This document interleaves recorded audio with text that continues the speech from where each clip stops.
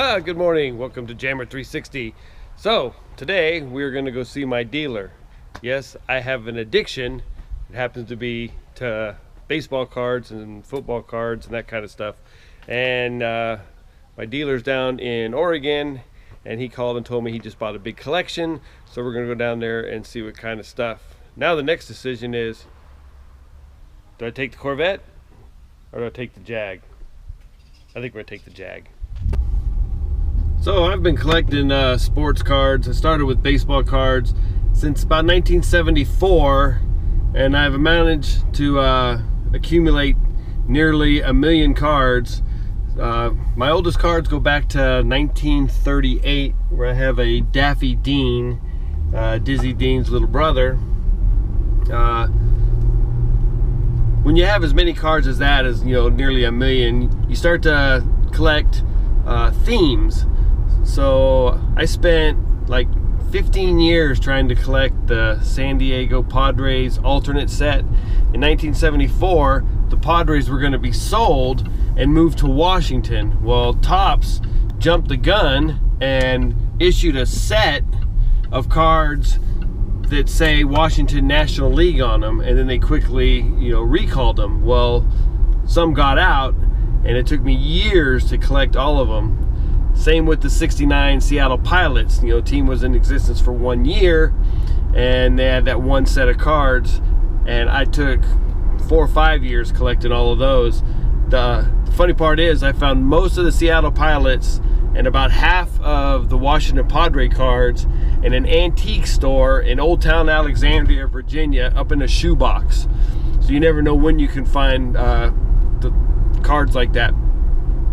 So the other group that I had a hard time finding, and I couldn't really get all the cards from that year, was the '55 Dodgers, because the cards were just way too expensive. I did accumulate all the players from that team throughout separate years. Like the Campaneris one was the hardest one, and I ended up getting a coach's card of him after his accident when he was paralyzed, and he's sitting in a wheelchair as like a batting coach or something for the Dodgers at the time.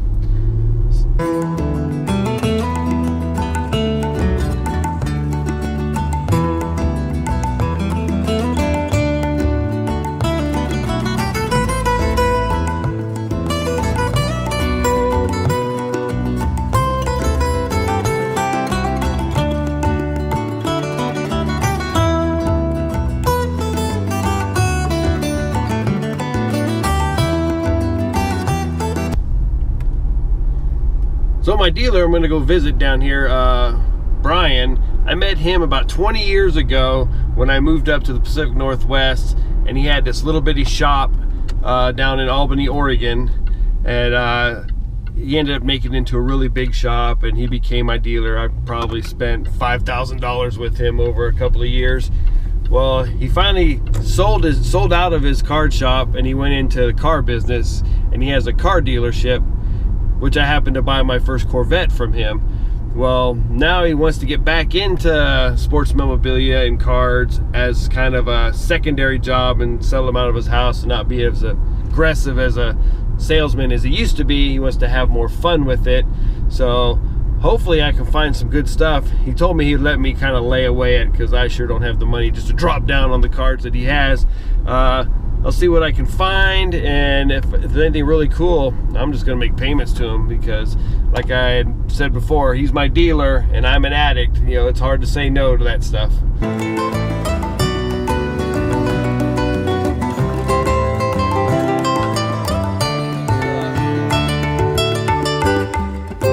don't want to cuss at him for it. We've got Mickey Mantle, Ted Williams, Joe DiMaggio, another Mickey Mantle. And just take a look at this ball. This is the 500 Home Run Club in about 1997. So you've got Mickey Mantle, Willie Mays, Ted Williams, Hank Aaron. You got all the big names on that ball. Lord knows what it's worth now. Back in '97, it sold for $1,500. So I'm going to kind of go through some of these cards and see what I can talk out of him, and then we'll see what I get. All right, so I went through all this stuff of his, and I ended up with a bunch of autographed Padre players and some other guys, a couple Chargers, but the big one is I got an autographed ball of Ted Williams and an autographed ball of Joe DiMaggio with the Field of Dreams certificates of authenticity. So this will be the big highlight to my collection. All right, so it's a few days later. It's actually about a week later. When I got home from Oregon with the balls and the cards, I went online to research the autographs and the certificates of authenticity, and I found that Field of Dreams isn't the most reputable of companies. They have a history of certifying forgeries. So I went and got a big magnifying glass, and I started looking real close at the autographs. Now the Joe DiMaggio one, the letters are too evenly spaced apart. Joe DiMaggio always wrote them where everything was kind of crunched up, never in the same amount of space. And if you look real close at the J under a magnifying glass, you can see where the swoop isn't a steady draw like if you were writing really fast. It looks like somebody actually went in there and drew it, so it's kind of wobbly. So luckily my uncle is an FBI trained forensic specialist in documents and forgeries, and he's down in Oklahoma, and I'm actually going to be down there in a couple of weeks. So I'm going to take these balls and let him have a look and see if he agrees with me that at least the Joe DiMaggio doesn't look right. The Ted Williams one, it actually looked pretty good. I didn't see any wavering in the strokes. It looks pretty close to every other autograph I compared it with. So this one may be right. The Joe DiMaggio, I'm not really sure. So I'll find out in a couple of weeks. I'll make a follow-up video to it, and I'll let you know what I found out.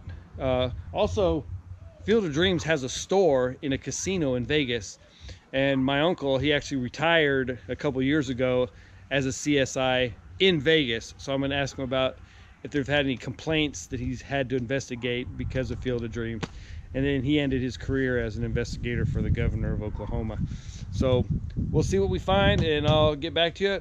So until then, I'll have some more stuff about cars and baseball cards. I have lots of sports cards I'd like to talk to you all about, and I look forward to seeing you all again soon. Bye.